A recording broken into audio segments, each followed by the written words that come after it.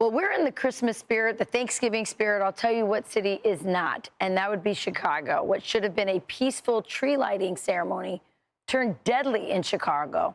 President Trump says that Chicagoans are actually chanting for him to come back, bring in Trump, after a 14-year-old boy was tragically killed and 8 other teenagers were shot. Plus, multiple police officers were attacked in a violent 300-person riot days after a career felon was accused of setting a woman on fire on a Chicago train, which the mayor dismissed as just an isolated incident. You guys, this is crazy what's happening there. Yeah, it really is. And I think it's kind of remarkable to think about a Republican president who is weighing in on this. Usually you have Republicans who do not care about things that happen in places like Chicago ever.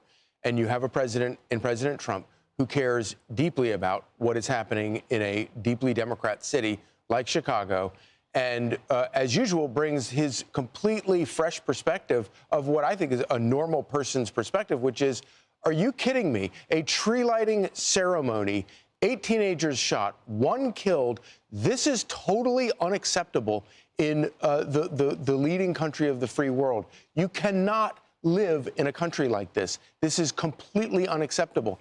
And obviously, a lot of people are uncomfortable with the idea of sending in the National Guard to American cities.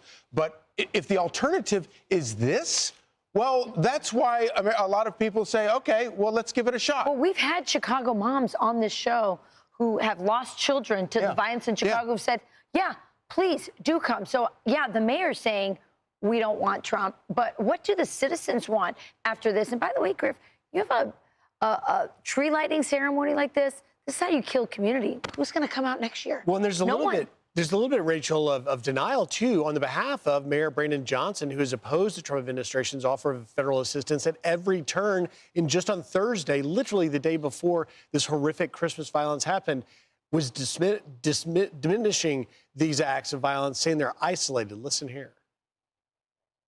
This is an isolated incident. I mean, I don't see this as some sort of trend. And again, the level of accountability that has to happen in this moment, I trust that the federal level will do its part.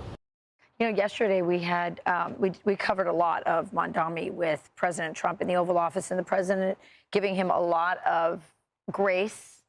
Yeah. But you get incompetent people in who don't take crime seriously. I mean, look at this mayor. I mean, Brandon Johnson is a disaster. And we'll see whether Mamdani is actually serious about caring about crime, because if you've spent your career talking about wanting to defund the police, that's obviously not a serious person when it comes to addressing crime.